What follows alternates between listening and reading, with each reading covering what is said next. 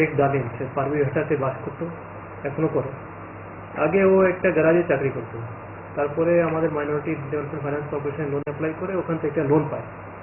85,000 টাকা লোন নিয়ে সে আজকে 5 বছরের মধ্যে এমন একটা ব্যবসায় দাঁড়িয়ে গেছে যে আজকে 1 কোটি টাকা একটা ব্যবসায় নামছে, এবং সঙ্গে সঙ্গে অনেক ব্যাংকগুলো তার সঙ্গে দাঁড়িয়ে আছে, তার পাশে দাঁড়িয়েছে এবং তাকে এই ব্যবসায় করতে সাহায্য করছে।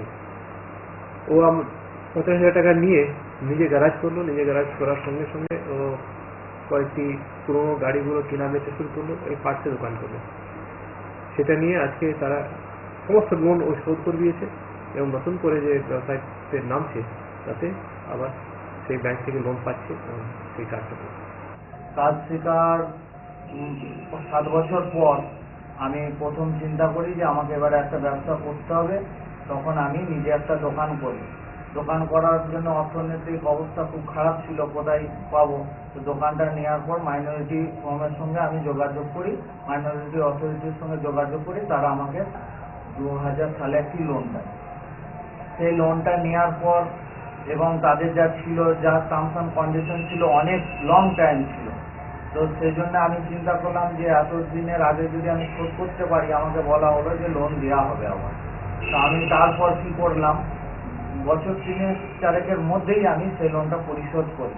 এবং পরিশোধ করার পর বর্তমান যিনি দেখাশোনা করেন তিনি বললেন যে ঠিক আছে, আগে শোধ করলে তাহলে তোমার একটা লোনের আবার ব্যবস্থা করা হবে।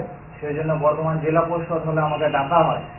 সেখানে আমাদের সভাধিপতি থেকে আমাকে একটি সম্বর্ধনা দেন, এবং সেখানে তিনি বলেন যে পরবর্তী স্টেজে যাতে আপনার বেশি লোন পাওয়া যায় সেজন্য আমরা চেষ্টা করব।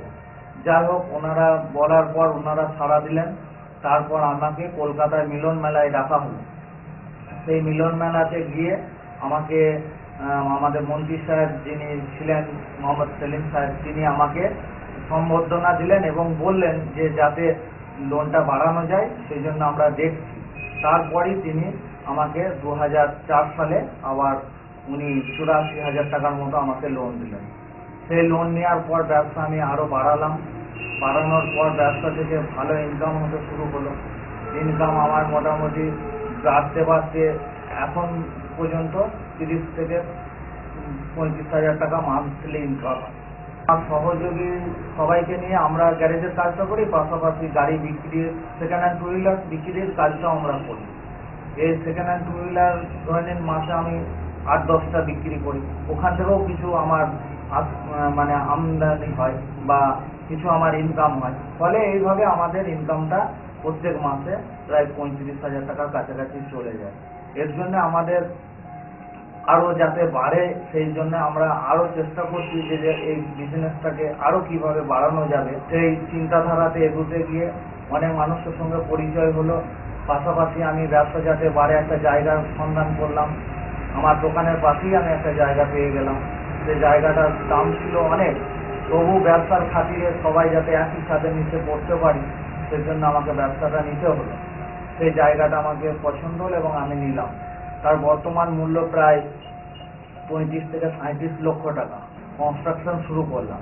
সেই কনস্ট্রাকশনটা এখনো চলছে বর্তমানে, যেটার এখন পর্যন্ত আমি 28 লক্ষ টাকার মতো ওর মধ্যে ইনভেস্ট করেছি, যাতে একটা মার্কেট কমপ্লেক্স করলে কিছু দোকানপত্র বিলি করা যায় বা এককালীন কিছু টাকা পাওয়া যায়, যাতে ইনকামটা বাড়ে এবং সবাই যাতে আমরা সবাই যাতে এক ছাদের নিচে ব্যবসা করতে পারি।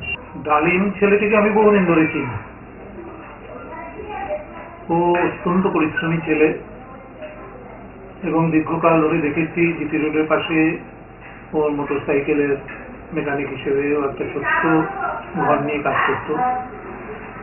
ওর আচার আচরণে যারাই কাজ করতো তারা খুব খুশি। ওর সার্ভিসও অত্যন্ত ভালো ছিল, দক্ষতাও ভালো। আমি শুনে খুব আনন্দিত হয়েছি যে পশ্চিমবঙ্গ সংখ্যালঘু উন্নয়ন ও বিত্ত নিগম থেকে ওকে দুবার ঋণ দেওয়া হয়েছে এবং এই ঋণে সে সদ্ব্যবহার করেছে। সদ্ব্যবহার করে সে তার যে রিপেয়ারিং যে কারখানা সেটাকে যথেষ্ট বড় করেছে। আমি আশা করব যে সংখ্যালঘুদের মধ্যে যে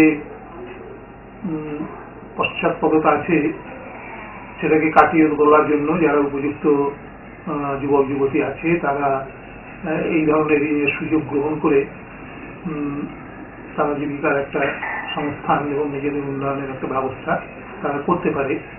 ডালিমকে দেখে আমি সে ব্যাপারে নিশ্চিত হয়েছি এবং খুবই আনন্দিত। আমাদের লক্ষ্য আগামী 5 বছরের মধ্যে 1,21,00,000 নয়, বছরে কম বেশি 5 কোটি টাকা আমরা সংখ্যালঘু ঘরের ছেলে মেয়েদের ঋণ দিতে চাই, তাদের বৃত্তির পরিমাণ বাড়াতে চাই।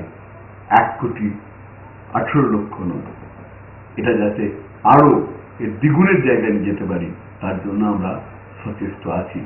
আমরা মাইথন ড্যামে নৌকো চালান যে মাঝিরা অপরের নৌকো নিয়ে ভাড়া চালিয়ে তারা জীবিকা নির্বাহ করত, এখন এই দপ্তর থেকে লোন নিয়ে তারা স্বাবলম্বী হল।